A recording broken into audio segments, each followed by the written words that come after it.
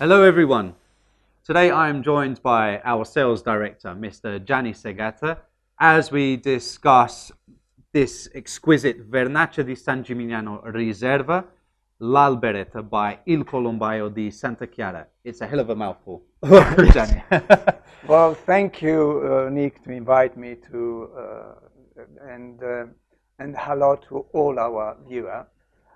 This is a pleasure to be part of this great project of Alivini. Thank you. Moving on, the albereta. This is a Vernaccia made using only grape grown on the area of San Gimignano, whose character is entirely unique. That should release a rich bouquet.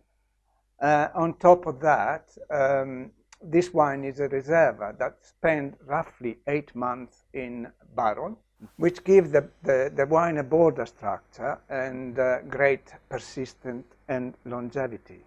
Well, you've made it sound appetizing already. The Vernaccia di San Gimignano, the grape variety itself, has a lot of history, and in the UK it's not common that you come across it, never mind a Riserva such as this. Yes, you're right. Although you can find Vernaccia being grown in several parts of Italy, the Vernaccia di San Gimignano is possibly the oldest documented variety that goes back to the 1100 and was a wine considered to be fit for the king. The suppliers in those days did supply the royal family, so hence the saying. Yeah. And when you think about the amount of history behind the grape variety, this estate, Il Colombaio di Santa Chiara, in contrast, is pretty young, founded just in 2002-2003, but it's come a long way since then. Yes, so I mean, basically Alessio Loggi founded the winery after his father gave him the opportunity to start producing wine from the grape grown on their estate. And his first great vintage of the classic Vernaccia was in 2007, followed by the 2011. The same year he decided to introduce Vernaccia Riserva. And the Vernaccia Riserva from 2013, he has decided that it was better to use a big oak rather than a small one to give less concentration of wood in the woodiness on the wine. Since the 2007 in particular, both the Selvabianca, what we call the classic Selvabianca, and the Riserva Albereta, they've both been highly awarded with prestigious awards along the way. So Alessio must be doing something right. Well, yeah, I suppose so, because, well, if you think about quality is something you must feel inside you. And it comes with passion, and it goes hand in hand with knowledge and experience. And Alessio is, it ticks all the boxes. At the beginning of this interview, you mentioned how it should present a full, rich bouquet. Yeah. And it doesn't disappoint. It's so pleasant. Incredible. The color. Very clear in the glass. Look at the color. It's beautiful. You wouldn't know it's a Riserva. This is the 2013. 2013, you know. So this is his first vintage in the experimenting in the bigger barrels. Yes.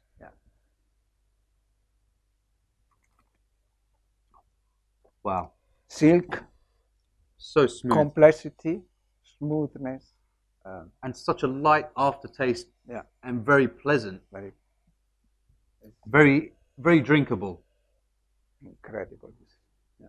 Understandably, the finesse of this wine, its pureness, could be due to the fact that Il Colombaio di Santa Chiara are the last estate of the San Gimignano area to harvest their grapes.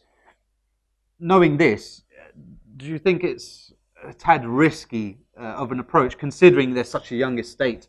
Alessio could be losing out to the competition of the area, who would be bottling a tad sooner.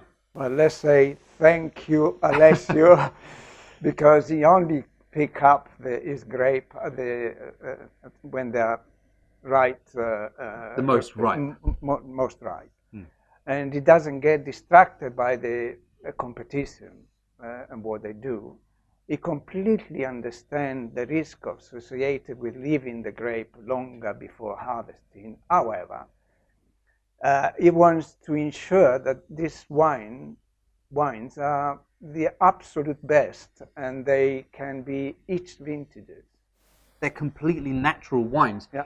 We can safely say that these Vernaccia di San Gimignano are possibly expressions of the grape in their purest and most expressive forms. It becomes natural for him to grow grape organically, which stand on the state philosophy, whereas Alivini's philosophy. As you keep reiterating many times over the years, Gianni, here at Alivini, we continue to strive to supply the UK with the products from Italy, especially that represent the real deal, the real taste, the real feel. We're never satisfied with a wine, for instance, that will simply fill in the gaps, so to speak. And these wines, as we talk about them today, are the perfect example of this philosophy. Well, in the end, the wine has to be drunk, and it goes into your stomach. So everyone knows the importance that the consumer can distinguish brand, the name of the product, or know how it looks, smell. However, we go a step further through story behind the individual involved through our experienced sales staff. And when we talk about our wine in particular, this becomes especially important, almost mandatory, because there is so much wine being imported into the market that it is easy for the consumer to become confused. You're correct, Gianni. Wine consumption statistics have proved that in the UK, wine consumption continues to rise, and that the demand for quality wines is also on the increase. And by quality, we don't necessarily mean most expensive wines. But in fact, by saying what a friend of mine, a great chef, told me one day, he says, quality, you know what quality it is? No. I said, quality is quality. And on that note, it's time to end today's episode.